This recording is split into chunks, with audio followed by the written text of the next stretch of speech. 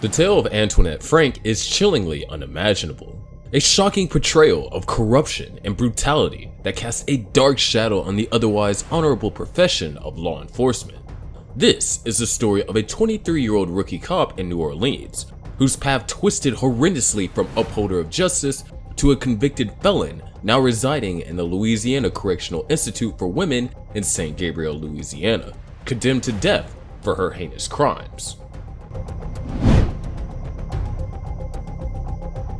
Born into a tumultuous family life, Frank yearned for stability and purpose. From a young age, she dreamed of becoming a policewoman, hoping to escape the chaos of her broken home. A fugitive brother and an absent father left her emotionally scarred, and she sought psychiatric help for her struggles. Yet when the chance came to pursue her dream, Frank concealed her mental health issues on her applications to the New Orleans Police Department in 1993. Red flags surfaced during Frank's application process. She was found to falsify details on her application and failed 2 standard psychiatric evaluations. Psychiatrist Philip Scuria strongly advised against her employment, describing her as shallow and superficial. Despite these clear warnings, the NOPD, faced with a severe manpower shortage, overlooked Frank's glaring flaws and hired her. Frank's service with the NOPD was short-lived and marred by deception. She forged a relationship with alleged drug dealer Roger Laquez, whom she had met during a shooting incident. Their relationship was passionate and reckless, with Frank allowing Laquez to drive her police car and even masquerade as a police trainee. The couple's reckless abandon culminated in a deadly incident on March 4, 1995, at the Kim On restaurant, a Vietnamese eatery where Frank worked as a security guard off duty. As the restaurant closed, Frank and Laquez stormed the premises using a stolen key. They herded the occupants, including Chow Vu, her brother, and an employee to the back of the restaurant. Chow Vu, sensing danger, hid the restaurant's earnings before being caught in the duo's violent rampage. Within moments, the restaurant was plunged into a horrifying ordeal. Frank and Laquez demanded money that Chow Vu had cleverly hidden. Unable to find the cash, they unleashed their frustration through gunshots, taking the lives of Chow's siblings, Ha and Kong Vu, along with Officer Ronald Williams, who had considered Frank a friend. Chow, having survived the ordeal by hiding in a cooler, emerged to alert the authorities. Frank, hearing the 911 call over her police radio, returned to the scene, attempting to feign innocence. But Chow was not fooled, accusing Frank in front of the arriving officers.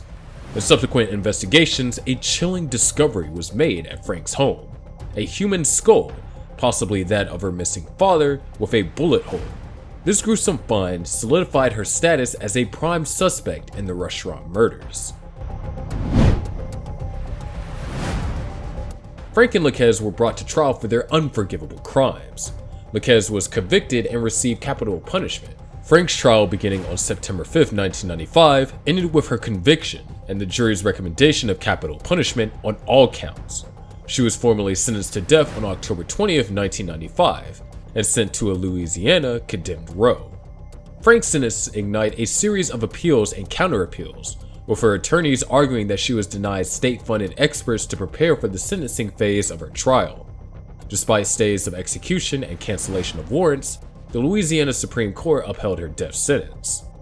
The saga of Antoinette Frank is a bleak stain on the police force, an unimaginably shameful tale of a cop corrupted beyond redemption. Her shocking actions continue to reverberate in the hearts and minds of the New Orleans community. The case received widespread public attention, uncovering disturbing details about Frank's psychological instability and her deceptive entrance into the NOPD, where she was entrusted with a uniform, badge, and gun, despite her unsuitability for the role. Frank's attempts to overturn her sentence were unending. In a highly controversial move, in 2009, she petitioned for the removal of Judge Marullo from her post-conviction appeals, citing bias due to his signing of 2 death warrants against her.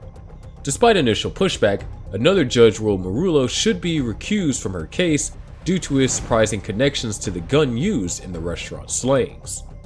In 2007, Antoinette Frank was formally sentenced to death by lethal injection.